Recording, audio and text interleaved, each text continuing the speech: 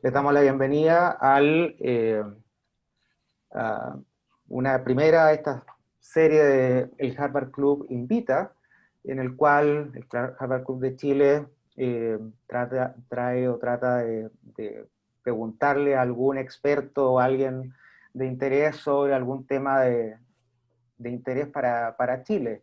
Alguien, ojalá con alguna relación con Harvard, que es precisamente el hecho de nuestro invitado. Vero, te dejo a ti dar las presentaciones de nuestro especial invitado. Así que bienvenido. Hola, muy buenas tardes. Mi nombre es Verónica López, periodista. Estoy junto a mi compañero del Harvard Club de Chile, César Fuentes, astrónomo y PhD en astronomía en Harvard. Y hemos invitado en esta ocasión, y se lo agradecemos muy sinceramente, a Diego Osorio a discutir con nosotros un tema que para nosotros es bastante nuevo, que es el tema de la mediación para resolver conflictos entre los pueblos. Diego Osorio posee un máster en Administración Pública en la Kennedy School of Government, es politólogo, historiador, fue diplomático canadiense y asesor de las Naciones Unidas en procesos de mediación, reconciliación y recuperación de los pueblos post-conflicto. Él nos comparte su experiencia de cómo visualizar un proyecto común de sociedad y una paz inclusiva y resiliente más allá de la polarización política. Diego, muy buenas tardes y muchas gracias. Muy buenas tardes a todos ustedes en Chile y en cualquier otro lugar del mundo donde nos estén escuchando. Es un placer poder estar con ustedes aquí. Diego, empezamos esta conversación contándote algo que ya habíamos conversado previamente en nuestras reuniones, que es que Chile está pasando por un momento de extrema violencia en su zona sur, la zona de la Araucanía, por una gran diferencia histórica entre el pueblo mapuche y el pueblo chileno. Eh, Gran parte del pueblo mapuche, casi el 50% del pueblo mapuche, no vive en la región de la Araucanía, ya se ha desplazado a otras regiones del país y trabaja y ha formado familia en otros lugares, pero es en la región de la Araucanía donde ellos conservan su orden político, sus tradiciones religiosas y culturales, y es allí también donde se han producido extremas situaciones de violencia que han llevado a innumerables mesas de diálogo. Anoche se acaba de conformar una nueva. Y la gran pregunta para usted es, ¿cuál es la posibilidad de entrar en una situación de mediación? ¿Cómo se llega a una propuesta de mediación en los tiempos que nosotros estamos viviendo acá? Ya, pues muchísimas gracias. Muy amable de haberme invitado a hablar sobre este tema. Quiero antes que empecemos en la discusión con el tópico en sí, quisiera hacer una aclaración. Mi deseo es contribuir desde el punto de vista de una perspectiva comparativa. No estoy en ningún tipo de posición para dar el camino a seguir hacia los chilenos, pero sí puedo ofrecer algunas lecciones de lo que puede haber pasado en otros sitios y ver cómo se pueden complementar. Entonces, con el caso de esta situación, usted me pregunta cómo se establece un espacio para la mediación. Lo primero, y creo que lo más importante, es ser capaz de entender dónde se sitúa el conflicto. Eh, Personas que me han hablado del conflicto chileno y en otras partes, ¿dónde se pone el principio? ¿Dónde está el principio en el momento histórico? Ah, hace 40 años. Ah, el despojo de la tierra, el despojo de aquellas situaciones, la llegada de los colonos o solamente la violencia desde hace 20, 30 años hacia atrás. Lo esencial es crear una imagen común. Y para tener esa imagen común hay que trabajar en muchos aspectos que no necesariamente están enfocados en los elementos prácticos y operacionales del conflicto en sí. ¿Qué quiero decir con esto? Mucha gente habla de la implementación de una ley de tierras, de que no se puede negociar si hay violencia, de que si no hay cambio en la ley no se puede hablar. Y lo esencial aquí es saber que la noción de la mediación implica ante todo crear una visión común. Uno, de lo que estamos viviendo y dos, hacia dónde queremos llegar. De cierta manera, uno empieza creando el espacio para la mediación viendo por dónde conectamos, de qué manera logramos establecer puntos en común, que no necesariamente al principio, dentro de mucho espacio en la discusión, tienen que ver específicamente con la situación en sí.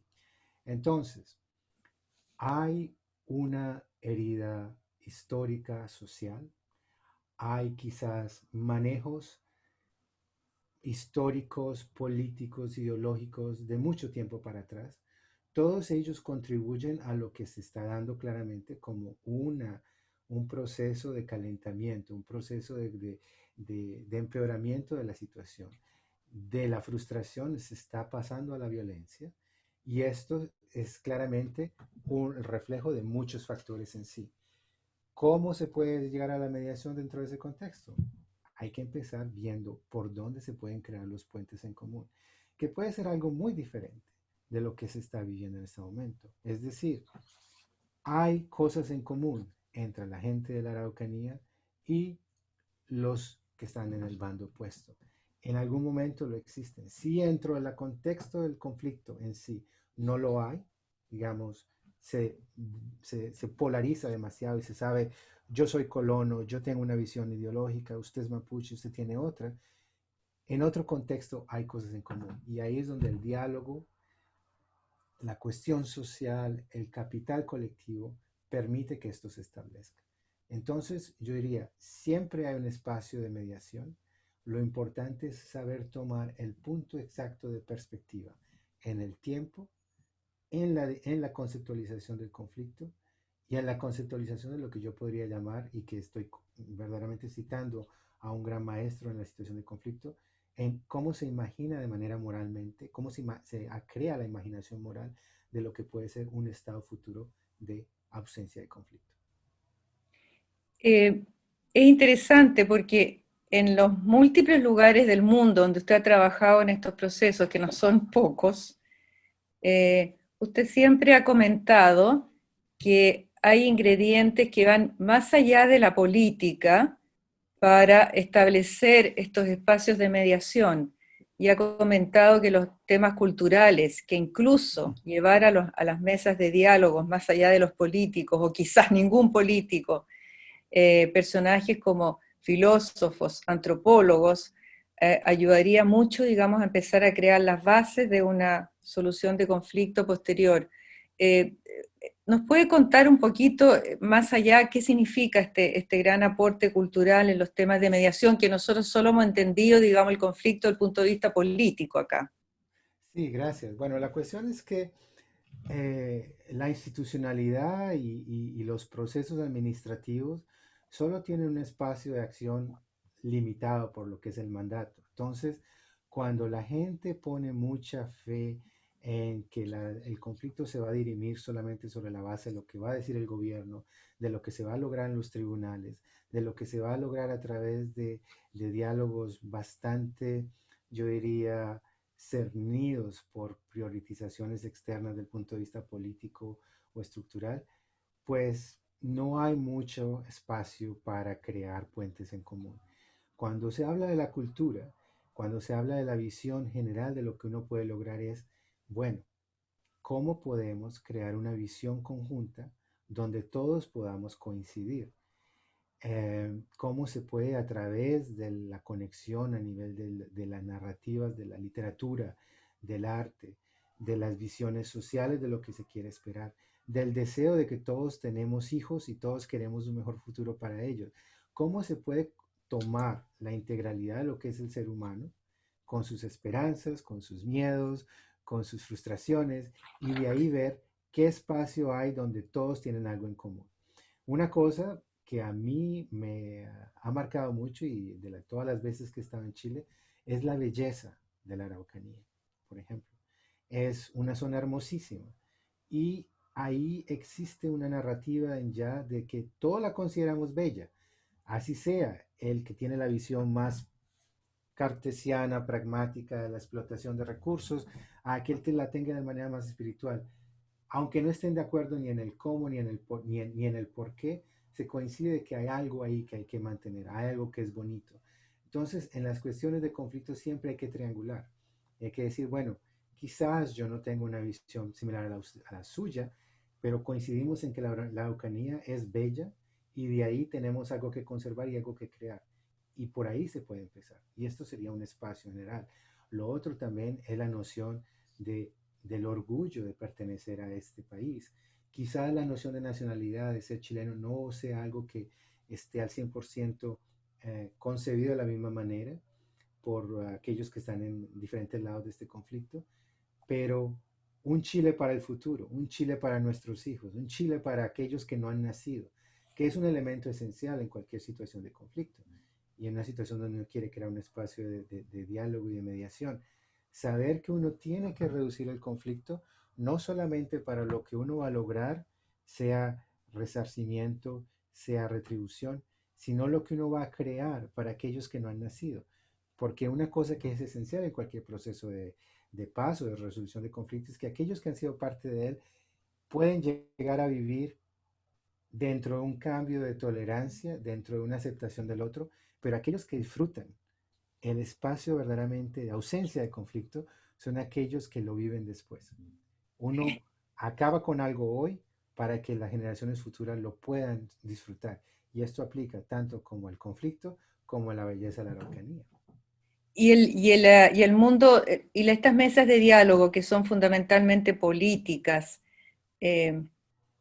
¿cómo se abren? ¿En qué momento se abren para incorporar estos procesos, estas fórmulas más bien culturales de llegar al momento? Porque en este momento se ha desencadenado un nuevo brote de violencia bastante fuerte. Y por otra parte tenemos personas como nuestro Premio Nacional de Ciencias y Sociales y Humanidades, que Sonia Montesino, que es una gran antropóloga, que también dice que el factor cultural es clave y que jamás se puede dejar de lado, y que fundamentalmente nuestros pueblos originarios funcionan primero sobre la base de factores culturales y después sobre la base de factores políticos. Entonces, ¿por dónde se empieza, no? Sí. ¿Cómo se Hay, camina? hay dos elementos centrales. Pensemos un poco en que, si me permiten esta analogía un poco cruda, las sociedades humanas son como sistemas de plomería, ¿no? Hay muchos flujos en diferentes partes. Un buen diseño de plomería permite que la presión del agua llegue a todas partes en el momento en que se necesita.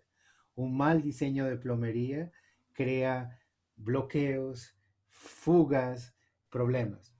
Y si tomamos esa idea y la aplicamos a la cuestión política es importante, es un diálogo que se tiene que hacer, pero si enfocamos toda la presión solamente en ese mecanismo político, estamos poniendo demasiada presión en una sola llave, en un solo tubo.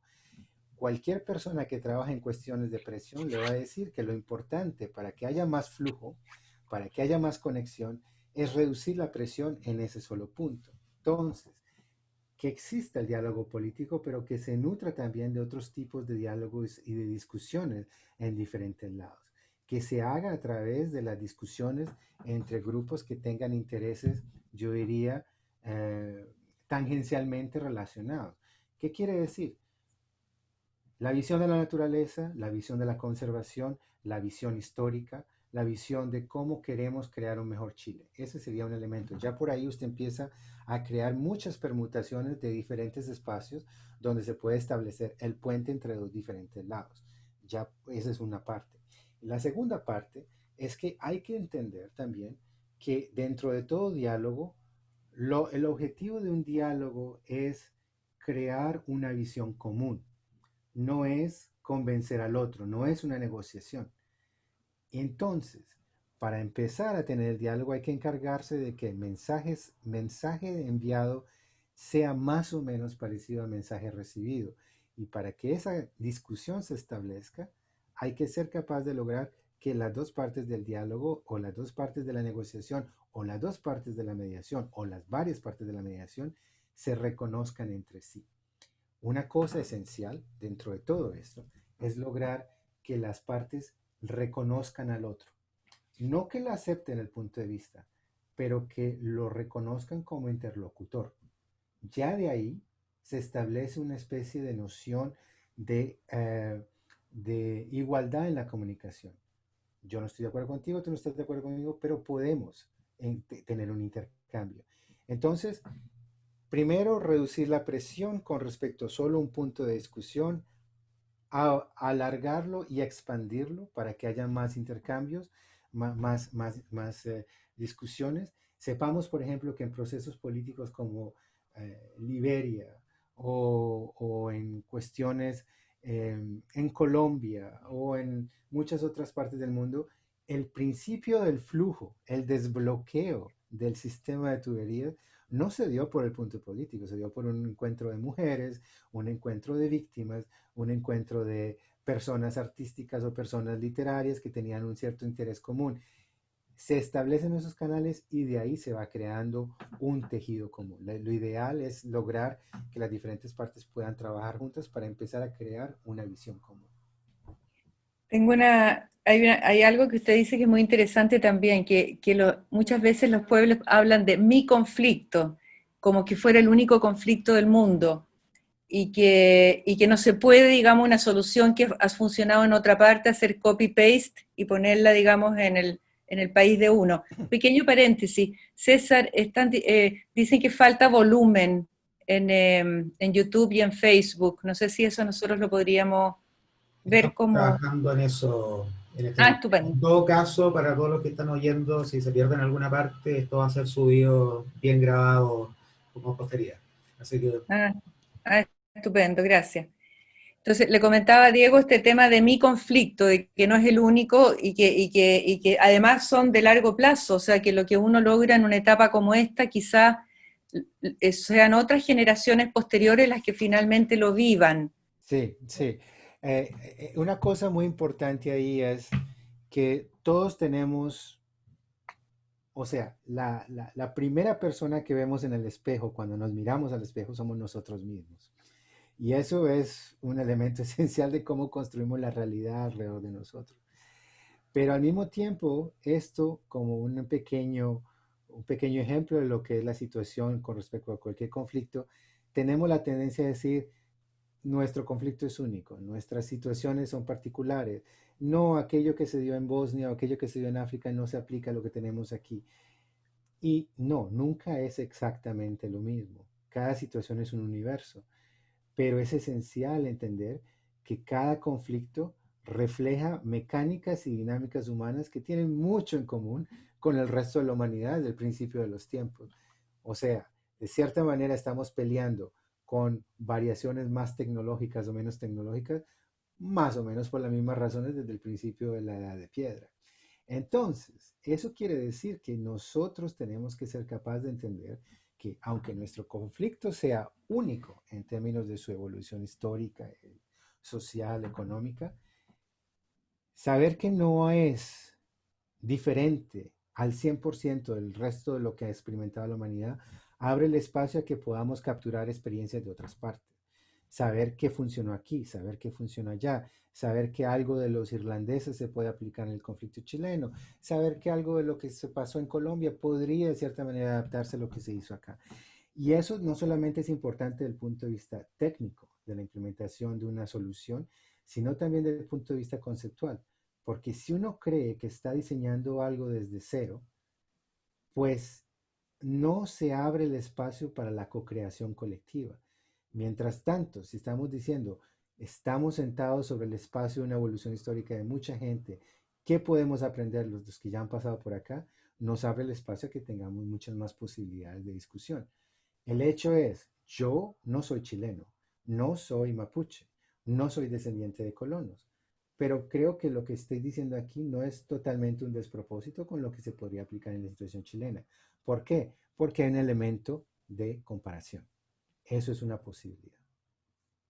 Usted ha mencionado Colombia en dos oportunidades y nosotros siempre consideramos el tema de Colombia como un gran paso en lo que se refiere a lograr la paz, aunque todavía no sea una paz tan duradera entre política y guerrilla, ¿no? Entre el mundo político y el mundo de la guerrilla. Pero usted nos comentó también de una experiencia muy formidable entre el mundo de la droga y el mundo empresarial en Medellín, por ejemplo. Uh-huh. Y eso sería interesante que nos ampliara, porque le queríamos preguntar qué rol cree usted que puede jugar también el empresariado en una Ya. situación como la que vivimos nosotros. Sí, mire, lo de Colombia fue, lo voy a explicar rápidamente, fue una iniciativa de una institución en Colombia que se llama Confama, en conjunto con una universidad que se llama IAFIT, y la idea era cómo personas que tienen un rol central dentro del sistema económico local pueden ver la paz, cómo los llevamos a una simulación en 3D de lo que es un conflicto 10 años después. No hay máquina del tiempo. ¿Qué conflicto nos permite ver esto? Y decidimos que era Irlanda. ¿Por qué? Porque a pesar de todas las diferencias históricas, había ciertas similitudes a nivel de la razón del conflicto, a nivel de la deshumanización de las partes y el punto de vista de cómo, a pesar de considerar al otro el enemigo a muerte, después de un cierto tiempo, con un proceso de negociación y un proceso de medidas de, de, de disminución de la animosidad, se logró al punto donde antiguos enemigos acérrimos eran capaces de compartir una tribuna sentado uno al lado del otro y hablando de las posibilidades de la paz. Que la gente en Colombia pudiera ver cómo esto existía en otra parte del mundo, facilita mucho la posibilidad de decir, nosotros también podemos. Eso también se puede lograr.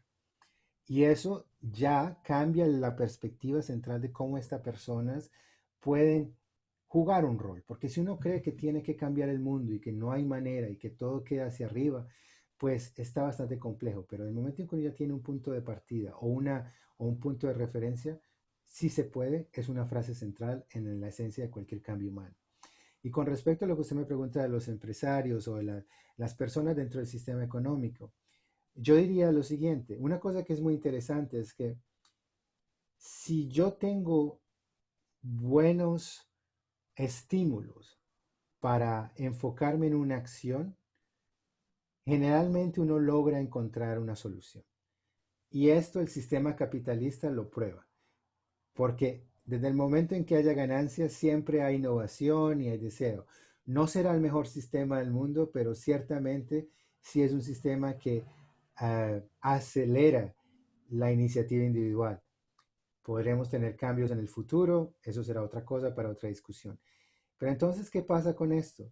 Que la posibilidad de creación de innovaciones institucionales, conceptuales, sociales, morales, históricas, porque hay que cambiar, hay que evolucionar. Esas situaciones se dan sobre todo cuando logramos crear un estímulo para que ello se dé. ¿Y qué pasa con esto? Pensemos en las líneas de marketing. Si una compañía quiere entender cómo vender algo en Chile, va a ser capaz de entender los comportamientos, los estímulos, las visiones, el deseo, todo lo que hace que esta persona compre o venda.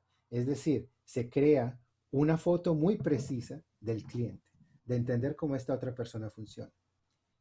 Si eso se logra para que usted venda o compre, ¿cómo es no posible lograrlo para que usted entienda y vea la visión del otro?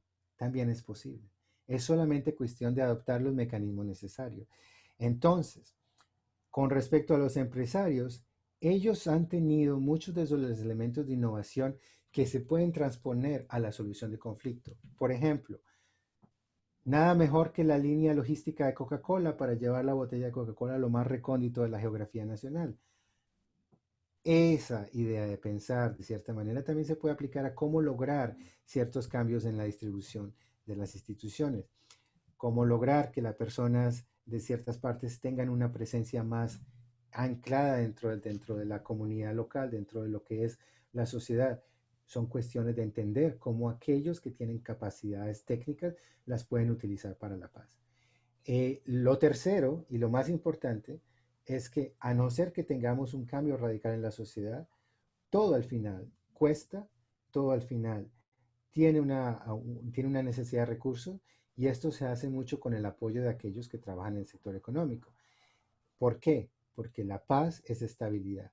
Con la estabilidad hay posibilidades de crecimiento y de ahí, si no se crean estos mecanismos, no hay manera para aquellos que puedan avanzar. Entonces, Todos aquellos que tienen un interés económico, muy probablemente, a no ser que tengan intereses particulares, van a tener un interés en la paz también. Y eso no es solamente hablando o haciendo un llamado al espíritu cívico. Al punto de vista de la hoja de cálculo dice que no pelear paga más que pelear. Está bien, pero he de decirte que acá no ha sido fácil para los empresarios del rubro que se manejan en el sector, porque les queman los camiones, les queman la madera. Por supuesto que hay todo un tema sociológico y político detrás de eso. Algunos de ellos han hecho un trabajo muy formidable de tener escuelas, digamos, para niños de origen mapuche en el sector, digamos, de la violencia. Otros se han preocupado incluso de que su personal lea y hable mapudungún, que es el idioma de nuestro pueblo mapuche, pero en definitiva, como el factor violentista se ha incorporado, digamos, a pueblos que podrían eventualmente ser pacíficos o lo fueron durante ciertos tiempos, ahora es muy difícil lograr manejar esa situación y mirarlo desde una perspectiva un poco más lejana. Es como esa frase que tienes tú que dice no sacamos nada con tener vehículos todoterrenos si no tenemos carretera. Entonces, en el fondo, hay que construir esa carretera, como tú bien dices. Pero la carretera es de los dos sentidos, o sea, no es solamente enfocarse en medidas bien intencionadas, sostenibles y con buen diseño operacional. Hay que también encargarse de que la narrativa de las dos partes esté presente. ¿Por qué digo esto? Porque no es decir que haya acción social de los empresariados y que se trate de reducir la violencia. Hay que entender por qué esa violencia existe. Hay que entender cómo es la percepción de un niño mapuche que escucha a sus padres decir X o Y está en la situación histórica, cómo se ve eso desde el otro lado. Es necesario verdaderamente decir, no es de arriba abajo, es de igual a igual. Y ese nivel de equidad, ese nivel de reacomodamiento de las partes, requiere un esfuerzo grandísimo, porque el que está en la situación de dar, pues no está en la misma situación del que recibe, pero en esa relación hay un desequilibrio y el equilibrio verdadero es los dos son codependientes. Entonces, mi análisis sería que pueden ver aquellos que están en situación de dar como elementos de los cuales ellos dependen del otro. Porque cuando se crea la paz o cuando se construye una ausencia de conflicto, es porque las dos partes intercambian algo y porque crean un elemento,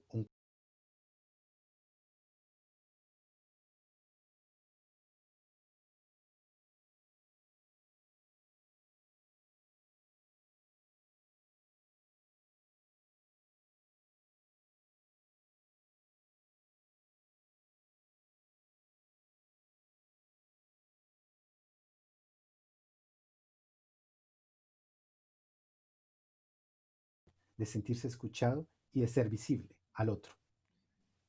Poco importa que al final se llegue a una solución ideal para las partes, no, no, nunca va a ser ideal, pero sí hay que sentirse reconocido y visible. Entonces yo diría que en algunas de esas actividades, más al trabajo del diálogo social, del aspecto conceptual de cómo la otra persona está ahí, y quizás ya de ahí se puede trabajar sobre los aspectos de acciones sociales, de cuestiones de escuelas y lo demás. ¿Nos podrías contar un poco tu experiencia en otros lugares del mundo que rescatas? O sea, eh, hablamos un poco de lo de Colombia, pero sé que tú has estado en Irlanda del Norte, en Irak, en muchísimas partes, en Afganistán. Sí. Cuéntanos un poco de eso, porque es muy interesante para nosotros, digamos, esta globalidad que tú has vivido en esta temática. Sí, estaba pensando en esto un poco esta mañana y hace varios días también, y hay varias cosas que me marcaron. Una es el hecho de que en todos estos conflictos, las partes que están en conflicto son las que logran crear una paz pero nunca serán aquellas que van a amar a la paz. La van a lograr crear, la pueden sustentar y serán solamente las generaciones futuras las que lo van a amar. Porque no se le puede pedir a aquel que sufrió que cambie. Pocos lo hacen, pocos seres humanos son capaces de tanta magnanimidad, pero sí se les puede pedir que toleren, que coexistan con el otro. Entonces no hay que pensar que en la paz de la guerra civil en Liberia o en Bosnia o en Irak, aquellos que están en conflicto, sí, llegarán a perdonar, pero es un perdón donde pues no es el mismo tipo de construcción social. Eso lo refiero porque procesos de mediación y procesos de creación de paz donde verdaderamente, a mi modo de ver, se haya eliminado la esencia total del conflicto, hay pocos en el mundo. Y yo diría, hoy, en el año 2020, el ejemplo que me viene a la mente es la enemistad entre Francia y Alemania. Después de un trabajo de años, de décadas, de poner a los niños a intercambiar escuelas, de enviarlos a un lado para los otros, los alemanes y los franceses quizás no comparten recetas de cocina, pero ciertamente no se consideran el principal enemigo del otro. Y eso, la amistad franco-alemana, es un éxito de un trabajo institucional de muchos, muchos, muchos años. Eso es el primer elemento. El segundo que se me ocurre es que todos los seres humanos... En la experiencia tuya. Sí. De la experiencia mía yo le puedo decir un elemento que emerge muy claramente es que todos los seres humanos tienen un deseo de transponerse y de pasar de la mortalidad. ¿Qué quiero decir con esto? No es un concepto abstracto del psicoanálisis, nada de esto, es solamente que todos queremos pasar más allá de nuestra propia existencia.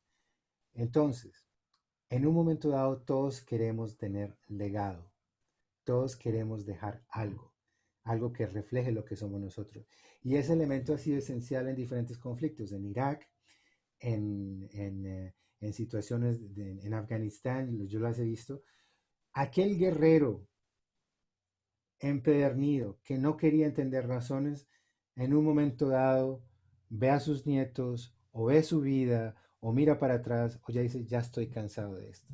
Y ese es un punto de inflexión central donde se puede empezar a crear algo. Yo ya estoy cansado de pelear, o yo ya no quiero hacer esto, o yo ya quiero que mis hijos, mis nietos o mi pueblo la tengan mejor que yo. Entonces, ese deseo de legado es un elemento muy importante porque a partir de ahí se pueden construir arquitecturas de diseño institucional y de diseño social que permitan que la gente lo vea. Lo tercero, y esto es muy importante y apareció en Irlanda y personalmente apareció para mí en mi experiencia de Liberia. Los seres humanos son capaces de lo peor y de lo mejor. Y hay que ser sumamente pragmático en saber que mi espacio moral, mis límites en términos de lo que es aceptable y es poco aceptable, pueden ser mi propio albedrío, son parte de mi propia visión, pero no son lo que determinan la viabilidad de una solución. ¿Qué quiere decir esto? Lo siguiente, yo he tenido que hablar, darle la mano y compartir con seres humanos que en mi espacio privado yo los consideraría lo más execrable, lo más terrible que puede haber producido la especie humana. Pero dentro de un punto político, dentro de un punto de negociación, esa persona representa una ventana hacia una solución. Entonces, he trabajado, he dado la mano, he discutido con seres que han sido actores y exactores de las más terribles matanzas y cosas así. Pero si a través de una discusión con esa persona uno puede crear el espacio de discusión, entonces no me corresponde a mí imponer mi visión moral sobre aquella que es colectiva. Y eso es algo que tienen que hacer los negociadores. Entonces, yo sé que hay muchas heridas en el caso de la Araucanía. Valga la pena también decir, con respecto a la comparación que estamos haciendo a nivel global, que es un conflicto sumamente manejable en comparación a lo que ha existido en el resto del planeta. Es un conflicto que tiene muchas entradas de solución. Es un conflicto que tiene muchísimos elementos de comunalidad entre las diferentes partes. Entonces es un conflicto que tiene buen potencial. Y de ahí hay que ser positivo y saber que se le puede trabajar de diferentes perspectivas. Ahora, ¿esto hará algo por los hijos de la familia, de los señores que murieron en esa casa? No me corresponde a mí determinarlo. ¿Esto hará algo por el deseo de de resarcimiento social de tantos mapuches que consideran que sus tierras han sido arrebatadas por elementos históricos y muchas generaciones? Tampoco. Sí hay que ser muy consciente de la historia. Sí hay que tener una idea clara de qué ha pasado, pero también hay que tener una idea clara de para dónde vamos. Y entre los dos, no será, ni le vamos a pedir a aquellos que sufrieron el aspecto más incisivo de la violencia, que sean los que conduzcan a la paz. Pero sí les podemos pedir que sean parte de un proceso de paz donde otros mediadores o personas más a nivel de la centralidad del conflicto puedan manejar ese proceso. Eso sí es posible. Es algo que requiere una alta generosidad y un alto grado de una apuesta social, pero se puede hacer. César, yo he arrebatado un poco el sector preguntas y te quería consultar si tú tenías alguna para Diego. Por supuesto, Diego.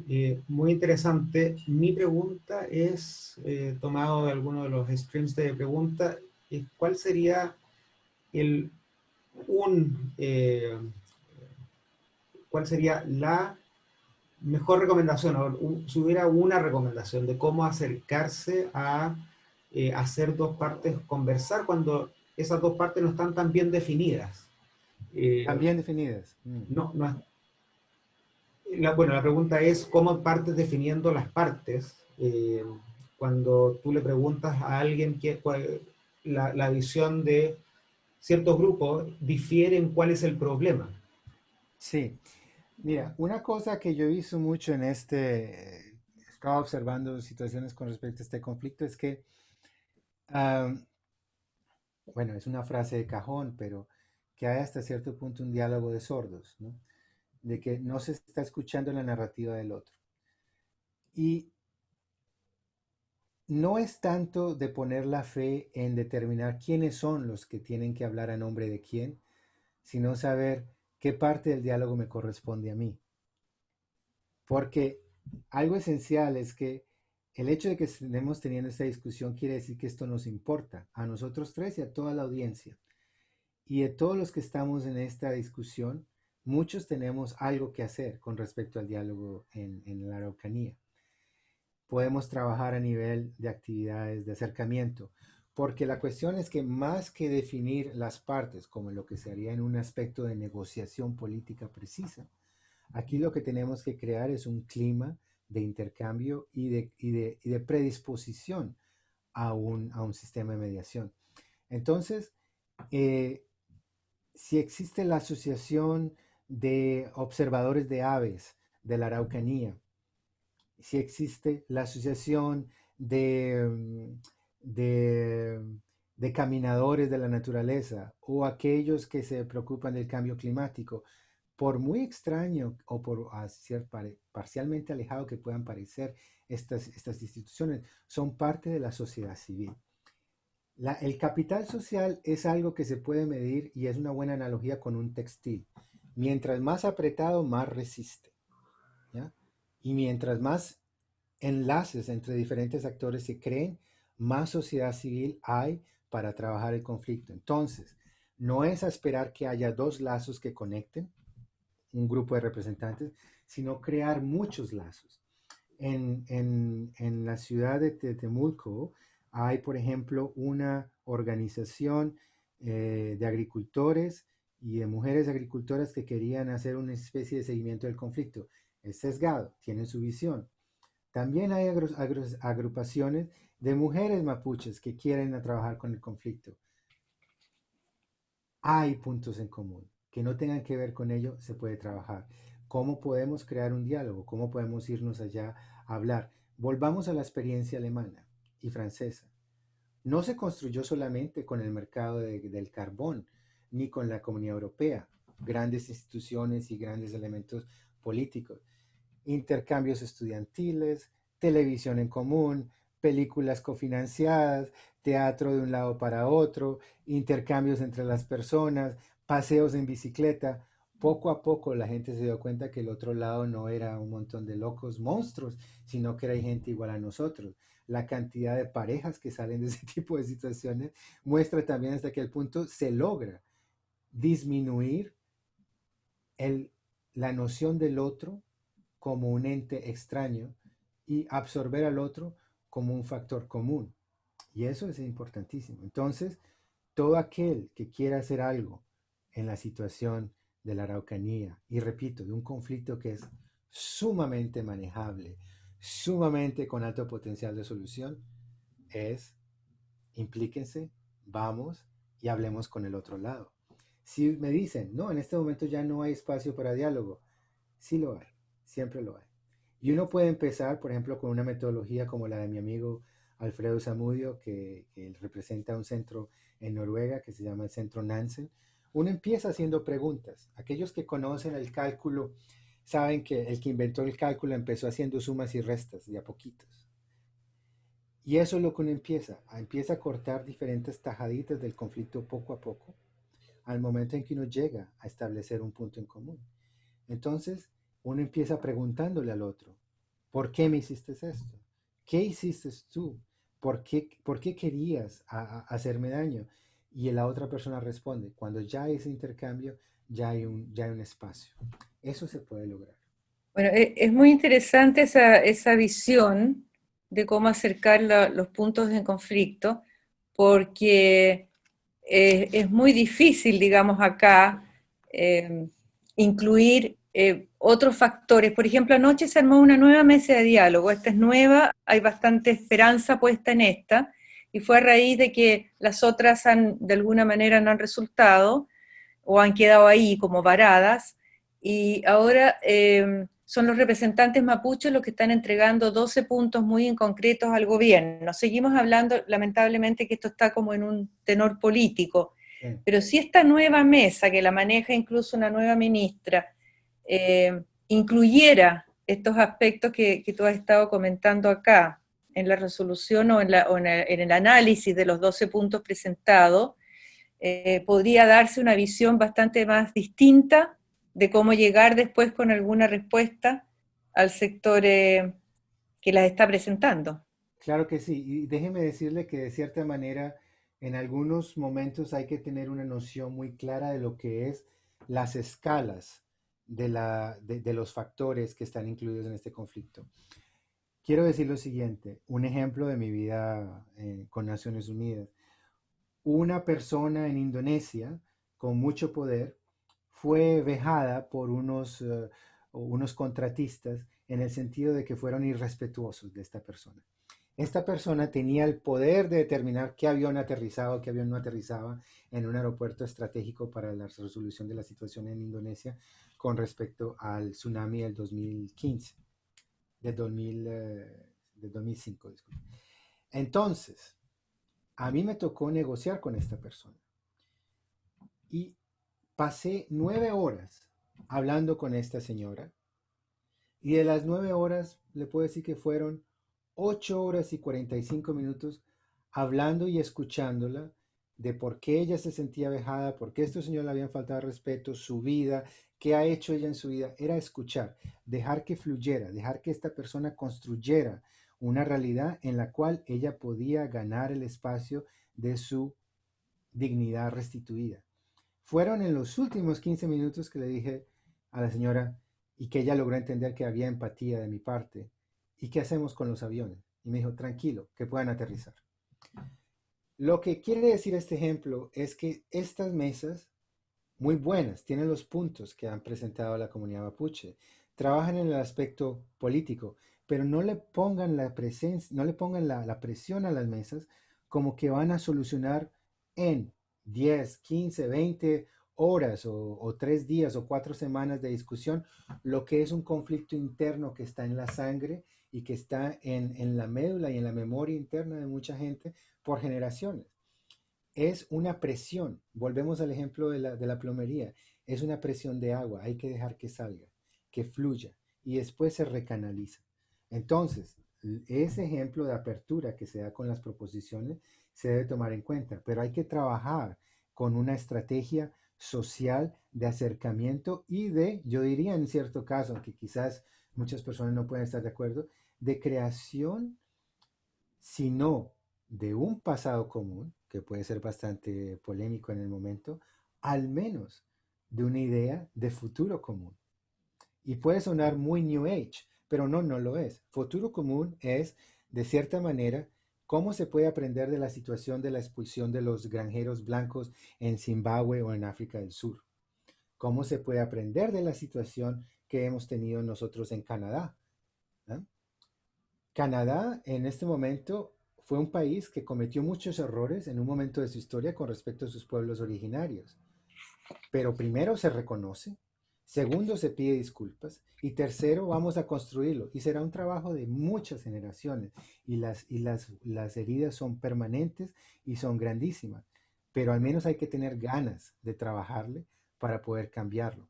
En el caso, por ejemplo, de lo que está pasando en Canadá, yo les puedo decir que no se ha logrado resarcir ni retribuir a todos aquellos que han sufrido. Pero la noción de que Canadá es inglés y francés ya está dando paso a la idea de que Canadá es 1 más 1 más 1. Canadá, francés, inglés, pueblos originarios. Miremos a Nueva Zelanda. Hubo un proceso de colonización, hubo un proceso de obnubilación del otro, un proceso de destrucción de la visión cultural. Hoy, mucha gente que no es ni siquiera de pueblos originarios aprende a hablar el maori. Y la noción del maori es parte de la visión del tejido social que se está construyendo en el país. Tendrá sus deficiencias, no será perfecto. La mayoría de la gente pobre en ciertas partes de Auckland y otras partes del país sí reflejan pueblos originarios. Son situaciones muy parecidas a lo que podemos tener en Chile. Pero al menos es que la noción existe de que yo puedo ser parte de esto. De cierta manera, el punto de control es el siguiente. ¿Puede un niño maori hoy en Nueva Zelanda pensar que con la evolución del tiempo y los avatares del destino pudiera llegar a ser primer ministro de Nueva Zelanda? Teóricamente, sí. Teóricamente. Lo que quiere decir que ese niño ya ve dentro de sí un espacio para ser parte del colectivo en el que comparte una idea del común con el resto de la comunidad. ¿Podemos decir que algo parecido existe en Chile hoy? No. Pero ¿podemos decir que no va a existir? Tampoco. Tampoco. Porque una cosa que me marcó a mí mucho fue también cuando escuché a una señora mapuche decir que los colonos se vayan a su país y que nos dejen nuestra tierra. El hecho es que no podemos cambiar la historia, pero ya después sí debemos estar muy conscientes de lo que la historia ha creado y de las grandes heridas que la historia nos deja. Eso lo tenemos que reconocer. Pero ya en el día de hoy, ya somos todos partes del mismo tejido social. Entonces, tanto es aceptar al otro desde el punto de vista de la visión del colono como aceptar al otro desde el punto de vista de la visión del mapuche. Es de crear algo nuevo. Diego, muchísimas gracias por esta conferencia. César, no sé si quieras agregar algo más para agradecerle a Diego, porque estamos más o menos en la hora. Diego, de nuevo, muchas gracias. Toda esta tremenda exposición que hiciste va a estar disponible en YouTube y en los otros canales del club. Yo te quiero agradecer por darte el tiempo y nada, por el entusiasmo, por solucionar conflictos, que es algo que debiera ser más común de lo que me sorprende verlo en ti. Ya, muchas gracias. Veo un error en mí en que no me entusiasme más eso de ver que esto que uno sabe que es bueno, que es colectivo, ocurra, Sí, sobre todo con la gente donde se necesita más. sí, y muchas gracias por eso. Y quisiera decir algo. Aunque no lo parezca, yo soy muy pesimista. He visto muchas cosas feas de la humanidad y me han transformado, me han dañado por dentro por el resto de mi vida, porque he visto lo peor que el ser humano puede hacer. Pero soy un pesimista pragmático.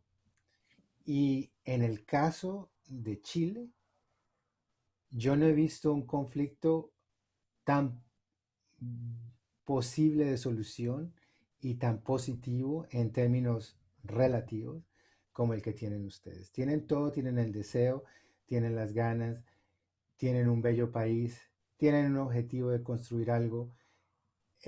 Yo trabajo ahorita como consejero para cuestiones de cambio climático y pues eso está bien feo.